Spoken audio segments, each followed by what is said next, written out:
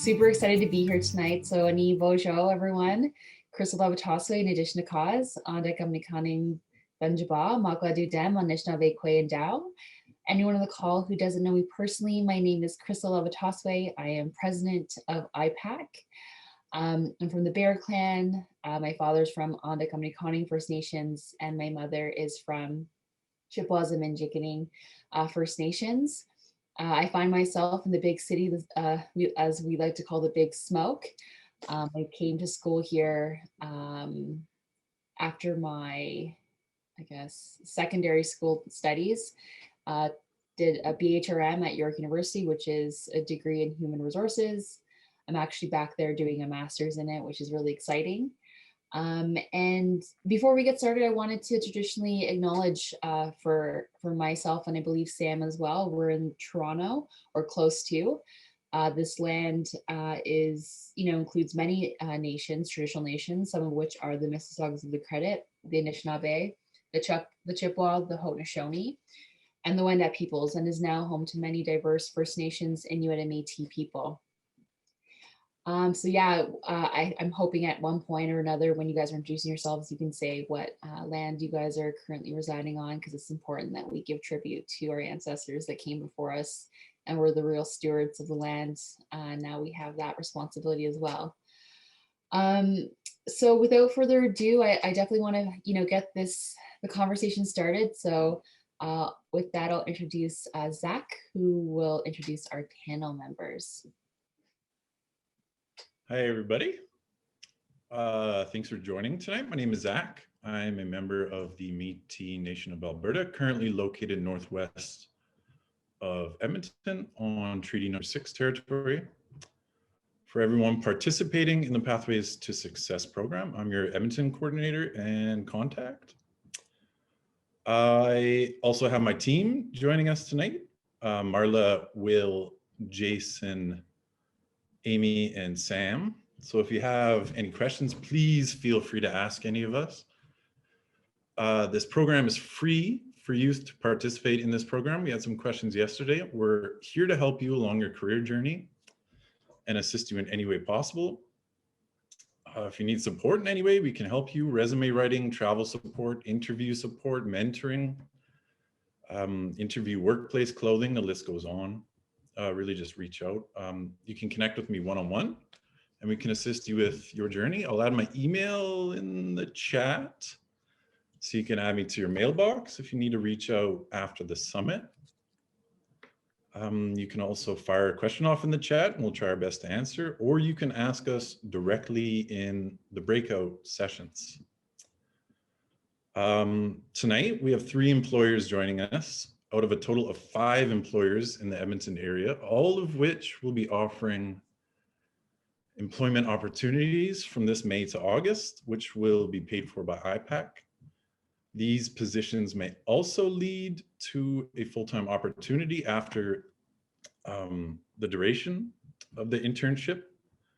If you don't get one of these 5 positions, we will still do our best to find you other jobs outside of the program. After the summit, we'll be in direct contact with all the participants in regards to these 5 positions and the next steps. So in the breakout sessions, it's a great opportunity to ask these employers about these positions and opportunities. So please reach out to them and ask.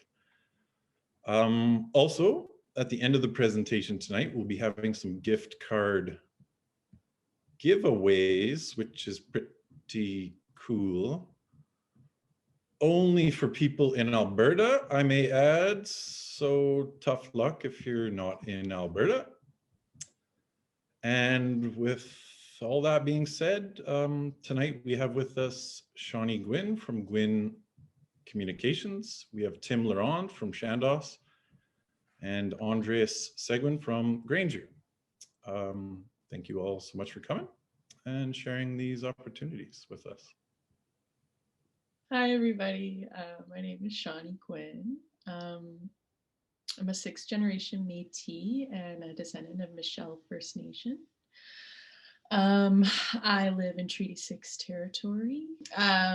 So I just reside just outside of Edmonton, but I'm the founder and managing partner now of Quinn Communications, which is a public relations agency that focuses on Indigenous communities, organizations, and initiatives. So I started my career journey. Actually, I was going to be a teacher. Went to the university here. Well, it's university now, Grant MacEwan. And at that time, I was working at a place called Nietzsche Training and Research Institute, and I heard about public relations. I never had heard about it before. So at that point, I did some research and decided to go into that. And I got my diploma. From there, I moved and started working at the city of Edmonton. I worked there for 9 years.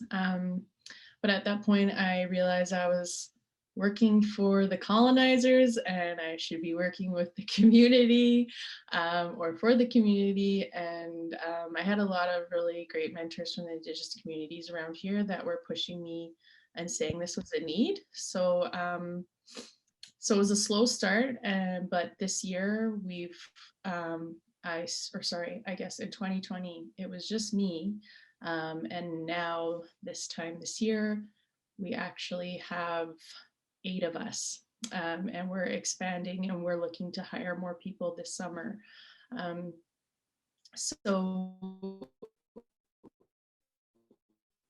hopefully maybe that's someone that's here interested in communications, but we also have other opportunities to help us because we are growing so quickly. We're looking for students to help with HR and things like that as well. Yeah, I'll just leave it there. I don't want to take up too much time. Thank you very much. Tim, if you want to go ahead. Yes, I will. Thanks, Zach. Ani bozu Timron Dijnikaz Nibising Hindujaba. Crystal, you can critique me on my Ojibwe after if you like. I'm starting to use it in my introductions. I spoke in my language. I'm Anishinaabe from Nipissing First Nation, which is in Ontario. It's about 3.5 hours north of Toronto. And I also live just outside of Toronto, so I do want to acknowledge the original caretakers of this land, which is the Anishinaabe people and the Nipissing, or the Mississaugas of the Credit First Nation. My role is I am the National Director for Indigenous Strategies with Chandos. It's a relatively new position, and I'm relatively new to the role. I started on the first week of January. But I think what I'll do in the interest of time, because I have worked with Crystal in the past, and she knows 7 minutes isn't going to cut it if I gave my history of my career. So I think what I'd like to do is, for everyone on the call, I found about my Indigenous history later in life because of the fact my grandfather was a victim in forced enfranchisement. So I reclaimed my status in my university years.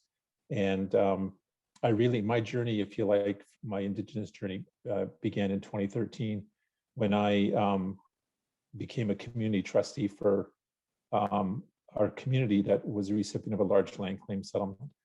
So I was doing volunteer work as a community trustee, and when I interviewed for the role, I said to the nation and the people that were interviewing me that the reason I wanted to do this is I worked in the financial services industry for about 20 years at the time, and primarily commercial banking and investments. And I said, I only knew about Indigenous people what I've read in the paper. And I said, it's usually never something positive. It's issues of social challenges and difficulties with managing money. So I felt that the opportunity and the knowledge I had working in the financial services industry, I could share that knowledge with my community so that it will be there for the community and for future generations. But in exchange, I wanted to learn more about the culture I never knew about growing up and the community that I belonged to that I never knew about. So I did that for about 6 years. I served 2 3-year terms, and the trust is doing quite well, which I'm happy to report. It's generating lots of revenue for our community, which allows us to take on infrastructure projects that would otherwise be delayed as we wait for funding. So in 2015, I was working with TD at the time, and I took the role of regional manager, Indigenous banking, which allowed me to work with our commercial banking team to help develop business banking relationships with the communities in Ontario. That role eventually expanded to covering Manitoba, Quebec, and Atlantic.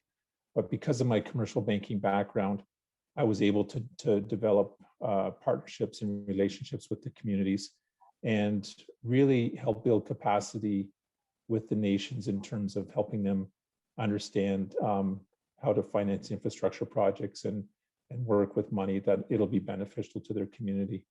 And then I did that for a few years, and then I was approached by a company out of Edmonton called Peace Hills Trust, which because I was a trustee, they were the corporate trustee for our nation, and they approached me about working with them in Ontario. So I did that role for about a year and a half, and that involved still working with the communities, which I enjoyed, and it allowed me to, again, share knowledge not just with communities in Ontario, but at communities across Canada. So I got to speak to nations about understanding what trusts are all about, understanding how if they invest their money for the future, it'll help their community and future generations, which is really consistent with our Indigenous teachings and our Indigenous history. And just recently, I had the opportunity to move over to Chandos. And when the opportunity to work with Chandos was presented to me, it really aligned with my values. And I think that was one of the things that I really enjoyed, is that the company is very focused on social entrepreneurship, social change, social procurement, and developing strategies that work together as opposed to against each other. It's a community. It's a company that is owned by the employees, and a lot of those values and those practices that we have at Chandos, believe it or not, really align closely with Indigenous values. And to me, that was very important. So the position was newly created, and I've been given a mandate basically to do something similar that I was doing with TD, which is work with the employees within Chandos. We have roughly 550 to 600 employees. So I'm working with the employees to help deliver Indigenous cultural awareness training for the employees. The other part is similar to what I did with TD when I was working with Crystal, is working with and finding opportunities for young people who have an interest in the trades or have an interest in the construction industry, and let them know that those positions are available. We recognize in our industry that we have an aging population. In our company, we also recognize we're growing very quickly. So in my interview with the president of Chandos, I indicated to him that the fastest growing demographic in Canada right now is Indigenous youth. And I think an event like this and the opportunity to speak to Indigenous youth is very beneficial to me, because there is opportunity out there for you. And if I can do anything to help you, please reach out to me in that area.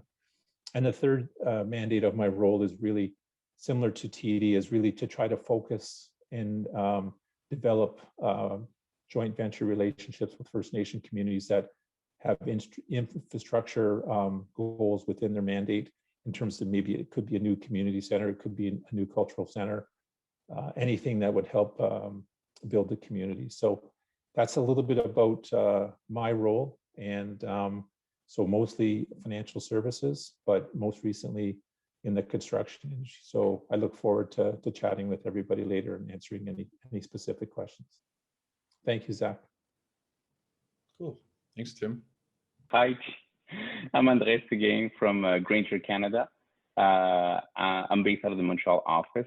I've been born in Mexico, Toluca, when I was younger, and then I moved here to Canada when I was 6 years old to Montreal, and I learned also French, and then I moved also in the US. So I did kind of more than 13 schools in 3 different countries. So, you know, being different and also feeling different throughout my my school years has been something that has been very positive for me, because I think, you know, you bring that uniqueness and that different perspective as well, wherever I went. And you know, I started my studies in the communications and human relations, and the intent was really to kind of jump into human resources. And when I graduated from UQAM, which is Université de Québec de Montréal, it was in 2005, and I started, you know, working in the talent acquisition space. So I worked for major companies such as Ferion was one of the biggest firms at the time on the recruitment side. And then I moved into more on the corporate with ABB, which is Asia Bovary Brown. So it's an electric engineering company. So they had about $35 billion revenue. They were like in 100 countries. So it was really an eye-opening to kind of get into that space and getting to help and attract a lot of people. And I had the chance also to work with Keurig Dr. Pepper now. At the time, it was Keurig Canada. So it's the coffee machine, if you know them. And also now they just merged with Dr. Pepper, which I think is great too. And they're doing really well. So I was the head of the learning and development for that department. So kind of give me a different perspective on HR. And recently, well, not that recently, but almost 5 years ago, next month, I've joined Grainger Canada. So, and I'm acting as the talent acquisition manager here. And we typically hire in years that are not within COVID, I would say around 1,000 people. And recently we've been kind of going around the 400 to 700 per year. So we've been really, really active. We have a lot of different types of roles that we can offer in our organization. And one of the things, that we've been working on is really on the diversity, equality, and also inclusion to make sure that we have a better mindset with, the people that we work with in terms of the hiring leaders and also my team. And we've embedded a couple of steps to make sure that we're trying to be as open-minded as possible with the people. We also have what we call business resource groups in the organization. We have a generational, we have Aboriginal, as I mentioned, and we have other types of groups for women. So we have different associations, and I've been working with Crystal for almost, I would say a year now, and we're going on our second year. So, and I'm glad that I joined, because it was really important for us to kind of step in and also encourage, the designated groups to be part of our organization. And we made a couple of actions, and I know COVID-19 affected us in many ways last year, but as an organization, we're here to help and get people to do what they need to do. So what that means is we're an industrial and also safety and fasteners company. So we are a distributor. So we have different products, like in the US, we have up to 1.2 million products. Here in Canada, we have about 400. So it could be like janitorial up to anything that you need, lighting, any industrial tools like Makita, like hammer or glass or safety hats. So it's really great to see that we're also protecting the workers out there with the different customers that we have.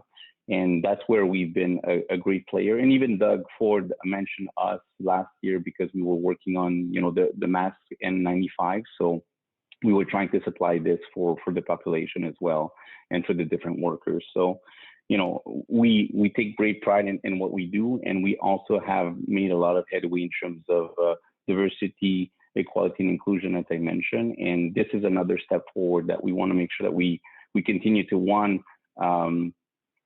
brand ourselves through the different designated groups, but also that, we give an actual opportunity. So when, I talked with Crystal and Zach, I think a couple of weeks back or even last year, we talked about the idea of having somebody to join our organization in terms of an intern or somebody on a more permanent basis. And I like, Zach, that you mentioned that, because that's what we want. We want to invest in the people that we have today.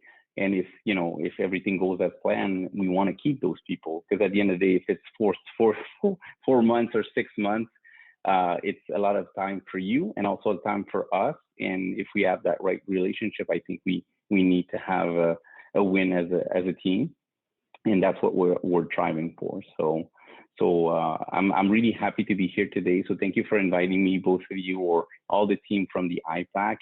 And looking forward to getting to know you, each and every one. And if you have any questions, I'll be more than happy to talk about it. So, thank you.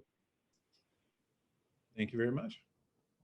Thanks for sharing. So I now like to ask, and it's, I don't want to single anyone out of our panelists, so I'll let you guys decide who's going to answer first, second, and third. But really, for my first question, I'd want to, thinking about applying to jobs and how it can be really stressful. You could put out your resume 100 times and not hear back from recruiters. All of us having to have applied to jobs throughout our own careers. When you think back at that, what could we tell our Pathways to Success participants? What should they keep in mind when they're applying to jobs? And I'll just let whoever wants to speak first, and we'll go from there. I think one thing is just making sure that I know this is probably very obvious to some, but it's just making sure that your resume is actually customized to the position that you're applying for. One nice thing that I actually appreciate, because we are smaller, is I've had folks actually call me after they've applied, or even before they've applied, just to ask me a couple questions or inquire about the company or the position. And I really like that, because it's like an informal opportunity to just have a conversation and connect directly. But those are the first two things that came to mind. When we're doing our hiring, we actually don't check our references, just because we just want to really have that more one-on-one with you and learn more about you.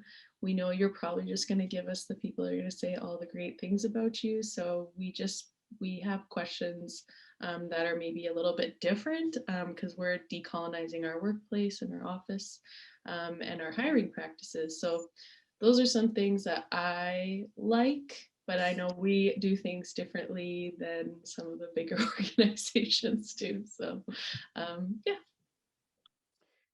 I can just add on top of that. I think what's important is Shauni, you touched on it, just doing research on the company or the business that you want to work with, and really make sure it aligns with your values.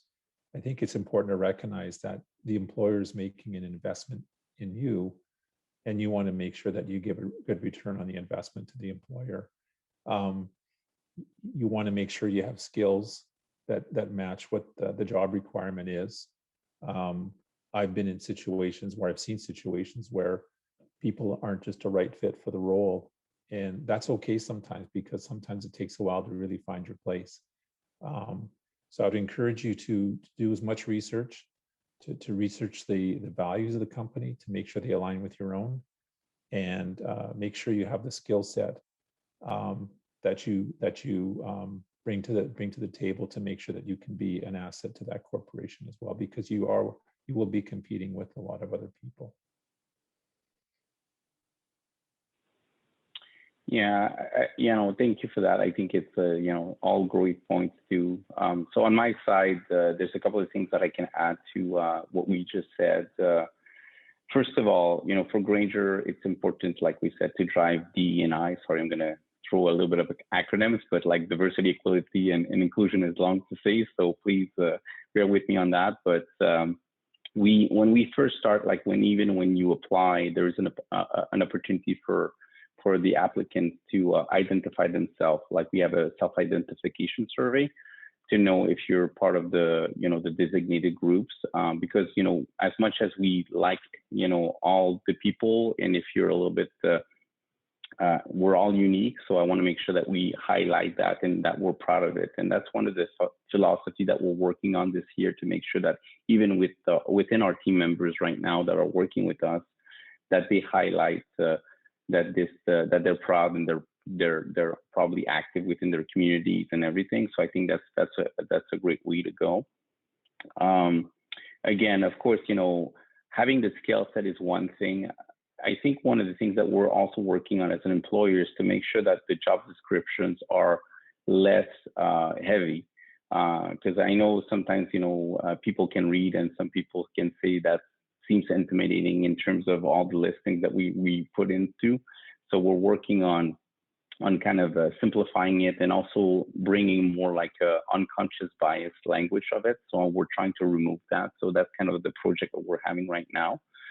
So so that would be one thing, is really to highlight you know, the key results and the successes that you had in those, you know, for the role that you're applying to, that it's really highlighted. Also that you have clear indication of where you want to go in terms of your career objective. It could be that role that you're applying directly, or it could be something else. So I think it's important that we see that you're going through a journey. And as a company, what we want to provide is also ongoing training and development for you. So that's one of the things I think that's really important.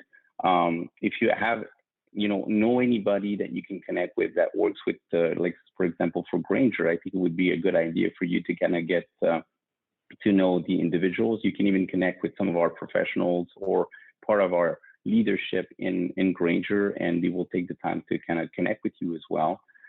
So then you kind of have a better understanding of, you know, the organization, and also get contact. And sometimes, you know, you might have somebody that you know that could refer you to our organization. So we take that very seriously, and we talk to everybody that's being referred to us. So that's another avenue I think that we can get.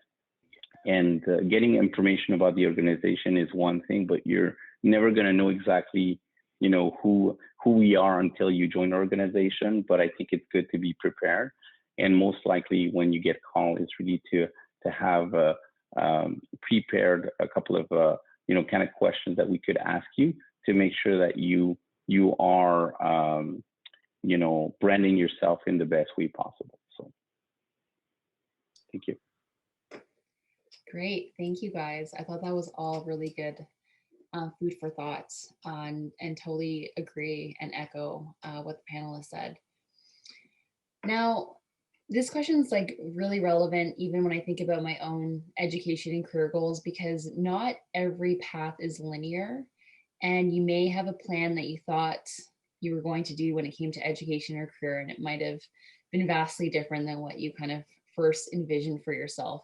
So, you know, want to take a minute to kind of dive a bit deeper into how did you figure out about, you know, your education, and then also kind of what your career goals were. Like, I know for myself, it was just a matter of, you know, being fortunate enough to do something that you're passionate about and that you love, but also understanding like what your gifts are. And I think when I think back to doing my own research about identifying that, I really, you know, used my family, my friends to tell me what my gifts were. And that helped me kind of think about what I would probably do well in when it came to career, and then also what I wouldn't do well in. So I'll open the floor and you guys can tell me a little bit about your own education and career goals and path. Okay, I can start. Thanks, Crystal. I think those are some great ideas as well. The support of your family and friends and people you trust and love is very important to support you. If you've got, you know, good elders in your community, those are also good people to consult with as well, because they will have advice. So for me personally, I had an interest in businesses, and I studied. I went in actually for a commerce degree, and I didn't do well in accounting, and so I switched over to the economics program. I always wanted to run my own business, but I'll be honest with you, I was a little bit risk averse, and to be an entrepreneur, you have to take a lot of risk. So for me, the next best thing was maybe working with businesses, and I started in a commercial account manager training program with one of the big banks, and that's really where my career took off, because I felt that I was helping businesses by offering them advice and offering them solutions to help grow their business. So in a little way, I kind of felt that I helped support their growth and their success. But I think the big thing you realize as you choose your path and your journey, it's a lot of it's really about working with people, and you want to build a good network of people around you, and you want to make sure that you have a skill set that you're comfortable with and that you can grow into.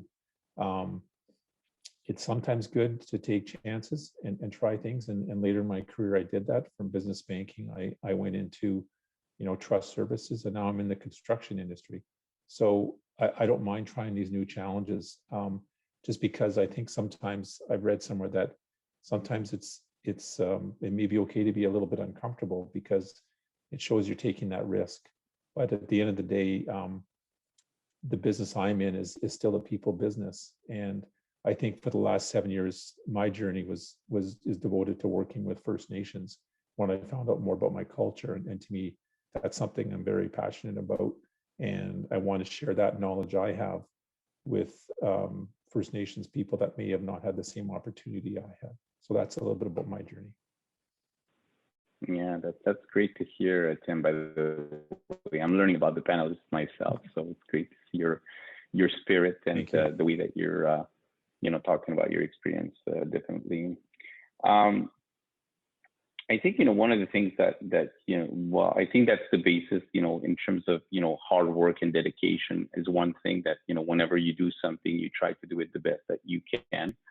And I don't know, for some reason, sometimes some sort of magic happens where, there's people that notice you in a certain organization, and they're kind of wanting to open doors for you, even whenever you're just even doing like a summer job, or it's more of an internship, even before getting more like a more, maybe a role more in your field, if that's what you're looking into. So every bit of experience that you're getting to can help you immensely. Just for myself, like I worked for a contact center for 4 years.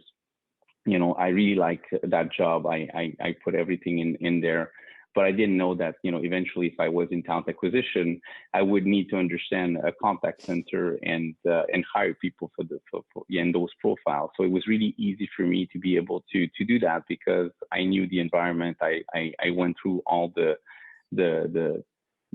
different reality that they would go through. So I think, you have to take that, any opportunity that you have, sometimes you have to take it and try to own it as much as possible.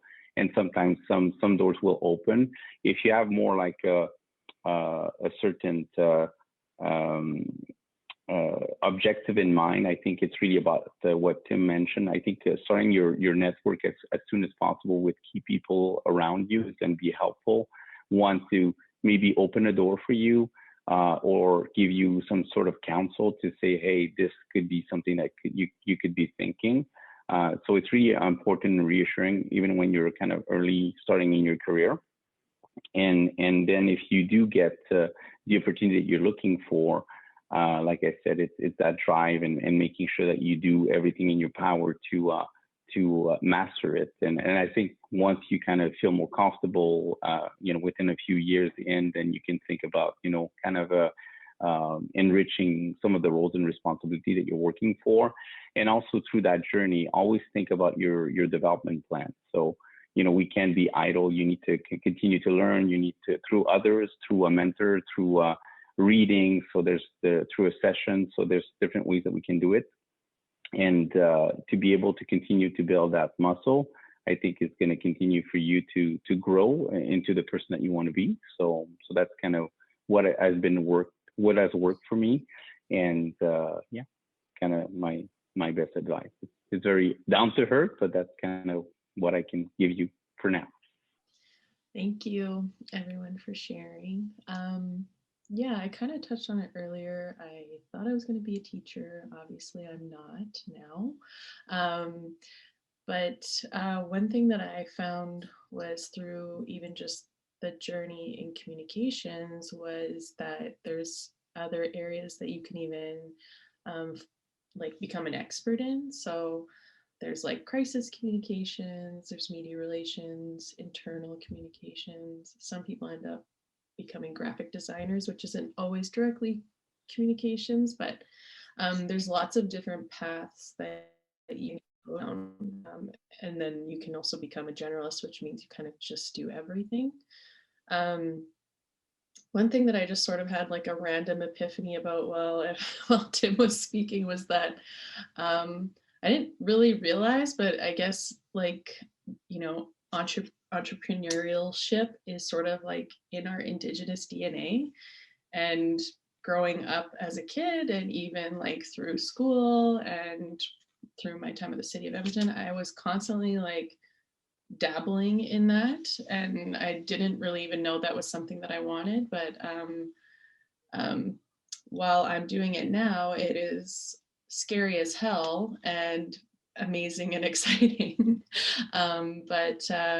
Yeah, I don't think 5 years ago that I thought that this is where I would be. But it became something very evident that was needed.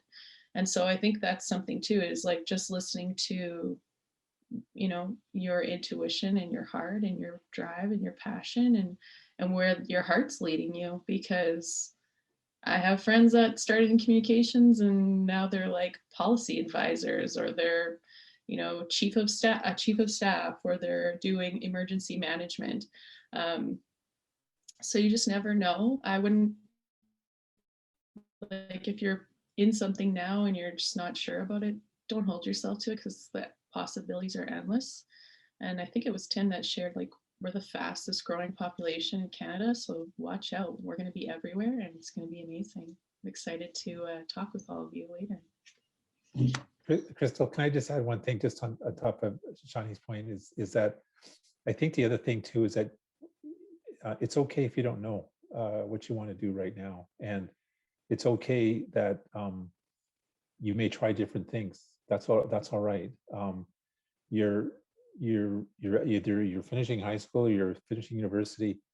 It's okay to try different things. And that's sometimes a way for you to find out what you want. Sometimes you have to try things that, okay, that's not for me. I'm going to try something different. So I know there's a lot of stress sometimes in trying to fixate on a career path or something, but be open to try different things, and it's okay to change jobs and try different things. So. I loved all of those answers, and I completely resonated with them all. I think some of the things that I really, truly believe in is absolutely, Tim, taking risk is really important when you're thinking about the dreams or the things that you want to do. And then, I also really appreciated like listening to your heart and to your passion, because also what I found is, sometimes when you volunteer for your, the things that you're passionate about, they turn into jobs that you can actually get paid for. So it's really important to, like, whatever it is, to follow your passion. And, if you continue on that path, it can lead to career opportunities as well. That's good advice, Crystal. Thank you. So my next question is really about what your experience as an Indigenous leader within your workplace, or just, I know I was just thinking kind of back to my own career journey here, but just being a leader within your workplace for standing up for diversity as well. So I'll let anyone want to answer that one.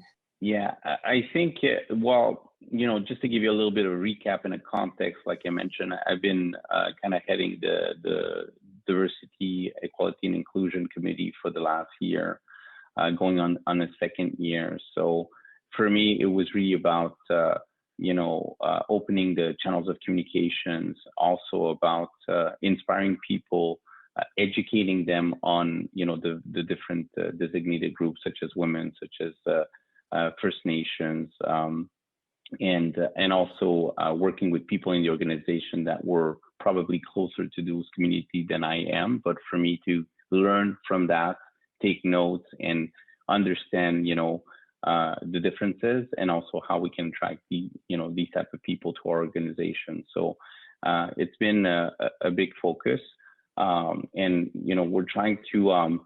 One of the approach that we have is what we call Be Brave conversation. So we pick different topics in terms of the reality of that designated group. For example, First Nation, there would be like a specific topic that we would be talking about. And we not only invite people from that community, but also anybody else that wants to join across the organization, so they can listen in, be educated, but also bring maybe their point of view as much as other people, because we want to make sure that we hear and listen to everybody.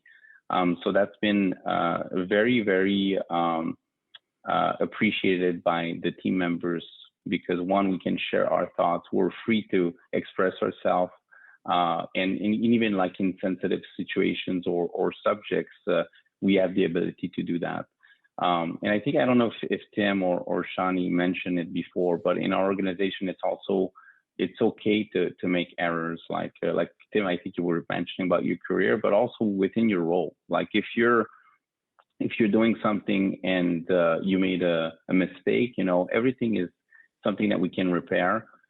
We can learn from it. And as long as you don't make that mistake, a couple of times and you make that change or adoption, I think that's what we're looking for. And so changing the mindset of the people and participating to these different groups like today, or being linked with IPAC, there's other people in the committee that will assist in those events, and we bring back, the teachings that we get through other panelists, and we drive that conversation as well. So there's different ways that we're doing it, and we're bringing more people, as we mentioned, in the organization. So for me, it's a very important cause. Second, we see the impact, and as much as we get diverse people, we get our team members are stronger, our group, our departments are stronger as well, because we have a diverse of perspective, background, and different ideas. And even when I was with ABB, another company, which was more doing in the research and development, they were doing a lot of innovation. So innovation comes from a group of different perspectives that are strong in different fields, and that bring one idea to another level. So for me, it's really, really important that we continue to further this cause through diversity, of course. And so that's one of the things that I've been working on. Very proud, and it's a journey. We're not perfect. There's many things that we can still do, and but I think we need to prioritize what we can do right now, and focus on these things throughout the year. And as we get more wins, I think we can and get more traction, then we can continue on that journey. So that's kind of been my experience. Go ahead, Shauni. Sure, thanks. Yeah, so leadership. So it's kind of new for me to be seen as a leader, because even in our company, like there's not really a hierarchy. Like we absolutely have different roles, but it's very much like a circle. Like everyone's part of that circle, and everyone's opinions and efforts are valued the same.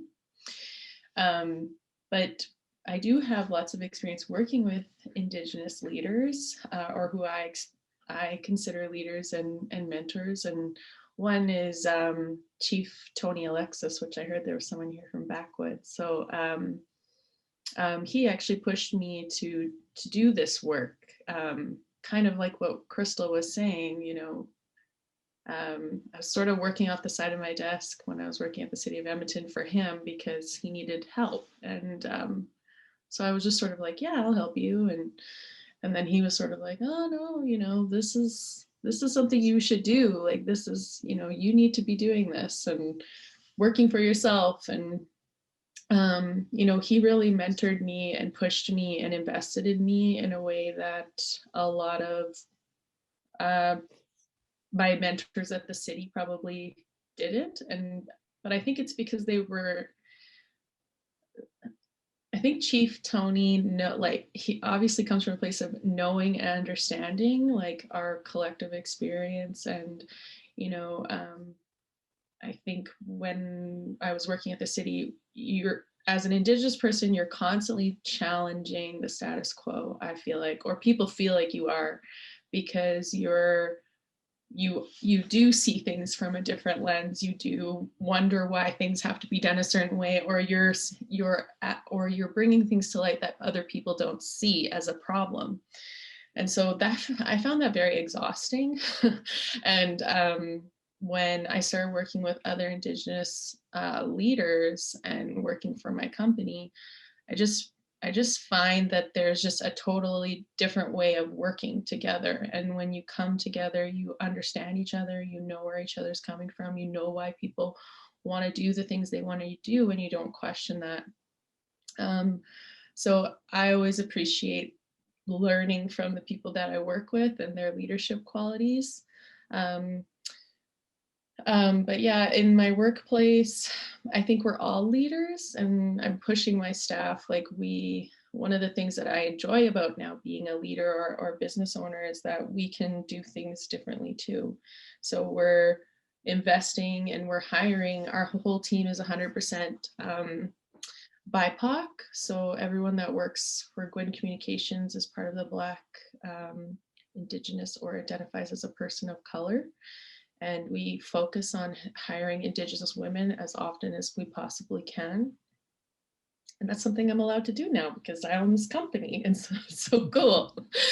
So things like that, I love that we can kind of take control of what we want to do, even who we want to work with. So we focus on working with Indigenous people because that's who we want to work with. Yeah, I want to touch on a couple of things, Shauni. You mentioned something about leadership, and I think the important point is that you don't have to have people reporting to you to be a leader. I think you can be a leader in your own right, and you can develop your skill set, and you can lead by example. So just keep that in mind.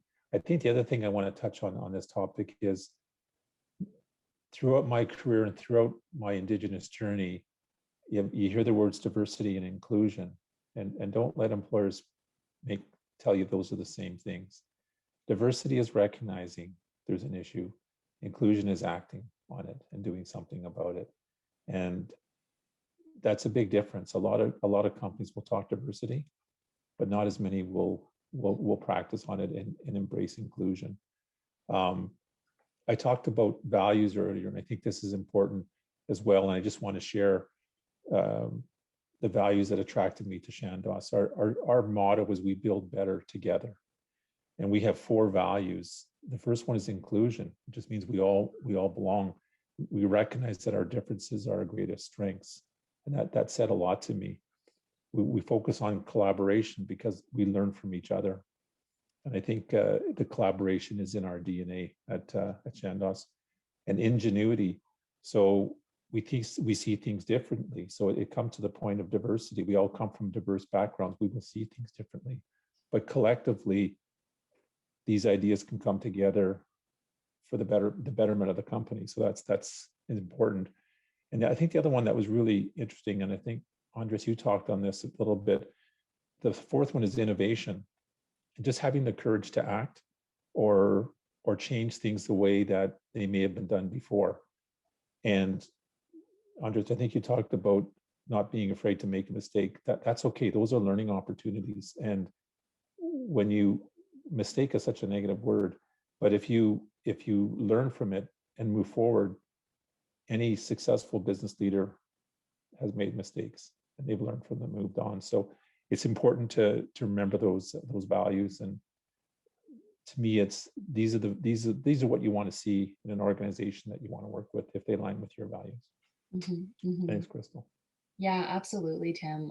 And I really agree with the sentiments all of our panelists said. And I think about, it's so great that some of us have the opportunity to work, for where Indigenous people are the majority, but for a lot of different organizations, we may be the minority of the group.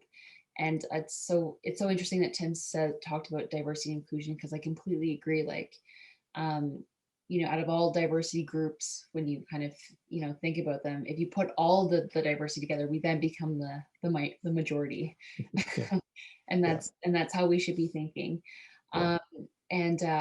I also think about the inclusion journey that a lot of corporations are on. They can't, some are just in the beginning and some are kind of in the middle, but to stay within an organization, it's, you want Indigenous people to feel included. And that's kind of the most important thing. So going back to what Tim mentioned is like, when you're in that recruitment process, realize that you have the power to really ask those questions to make sure that you feel like your values or your culture are fit to that organization.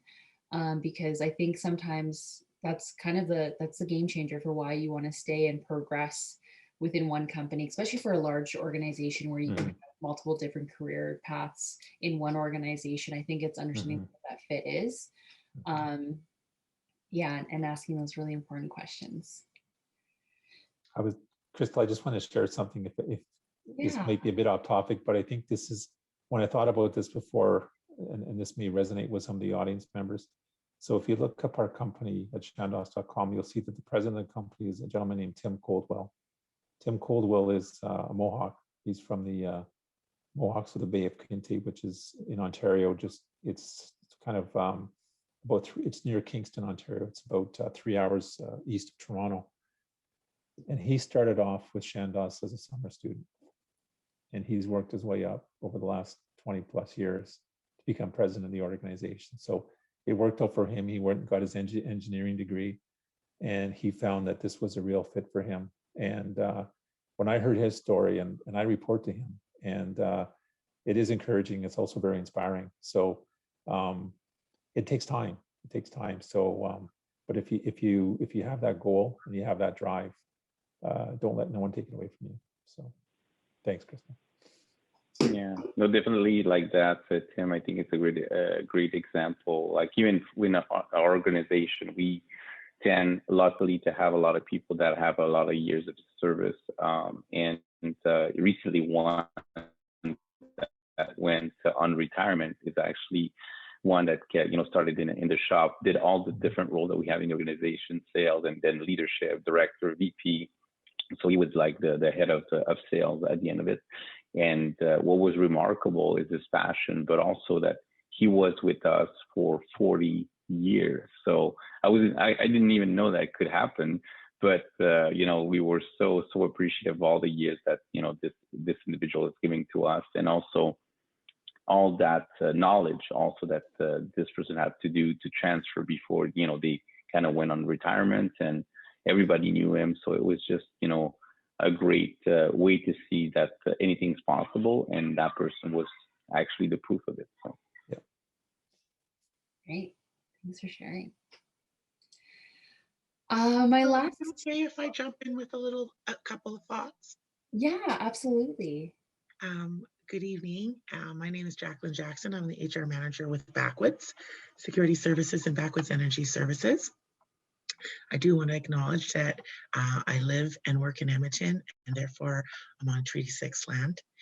One of the things I was thinking of when everyone was sharing this great learnings and their wisdom with everyone is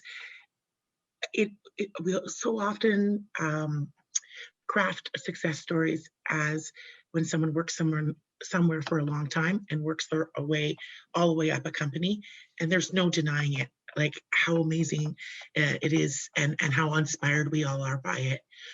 But I wanted to give a little bit of a twist on that and say, I know this is certainly the case for us at Backwoods. It's also okay with us and many organizations, and I'm sure many of the organizations that are here today, for you to use us as a stepping stone to go somewhere else, right? And so I think that when we look at how we craft what our career path is going to be, it's important to remember that it's going to have many branches and many trails. It doesn't have to be a super highway, right? Getting to that one destination at the end. Certainly when we've had people in our organization that don't stay with us long as they're on their journey to somewhere else, and that's quite okay too. I will caution that not all organizations are okay with that. And so, to be clear, that's not always an okay thing, but it's okay if in your mind, when you're beginning your journey, to decide what you need to get out of an opportunity, an organization, and then it doesn't necessarily have to be a long period of time. Everyone's journey, of course, is going to look a little bit different, and I just want to invite everyone to make sure that you're crafting your story in a way that feels authentic to you, and it doesn't have to look one particular way. Absolutely. Excellent points. Yeah. Thanks for jumping in, because I think that's so important. We do a lot of that too. Like that's regular part of our staff meetings, and our staff are probably like, okay, shut up. But we're always like, if you don't stay here forever, that's okay. Like, we just want to see you succeed and invest in you. And it's really a lot of the work we're doing is about building capacity in the communities, because we want Indigenous communities to be self-sustainable and have people that are living in the community, that are contributing to the economy there and building their skill set. So I love that you said that. It's a really, really important thing, I think, to highlight that, yeah, come work with us for a few months, learn everything you can, and then go be successful somewhere else if that's where your dreams are headed, because I think that's amazing. We can be part of your journey. Happy to and proud to be part of that. Yeah, absolutely. I completely agree. And I think of it as, you know, with these, like, even when you're doing summer internship opportunities or co-ops, it's also that opportunity to know what you don't want to do. So yeah, don't feel obliged by any means to stay within one organization, because I think that's what's really great about having these opportunities to maybe try things out and realize, you know what, this may be not what I thought it was, or you know, not for me. But however, you definitely learn a great skill set and experience from that as well. My last question before we go into breakout room is, what advice do you think could help youth on their own career journeys?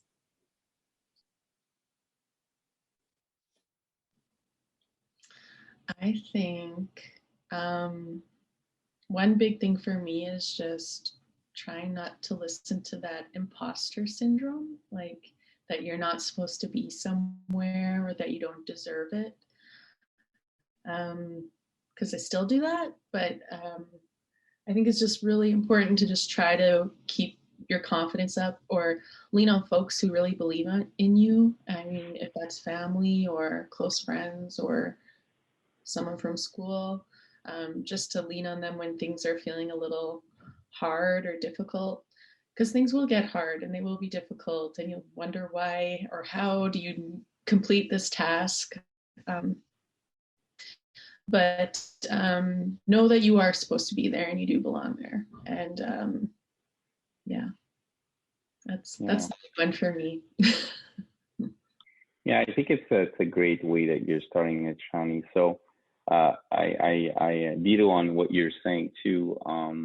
And more so, maybe what I would add is, like I said, trust in yourself. That's what you were saying, but also, you know, don't be afraid to bring your voice to the table. You know, it's a currency that sometimes, you know, when you're hired, we gave you that, so use it for the best of the company and also for yourself, and people will notice that. So I feel sometimes people see that there are things that are broken or can be improved, but they don't necessarily have the confidence, or they think that if their ideas are not as good. So, you know, bring them forward, have a discussion, and if you're not like comfortable in a group setting, then do it individually with the proper people, so they can really take the time to listen to you and take those requirements. And also, don't be afraid. You know, whenever you do something, like on my past experiences, I've been working in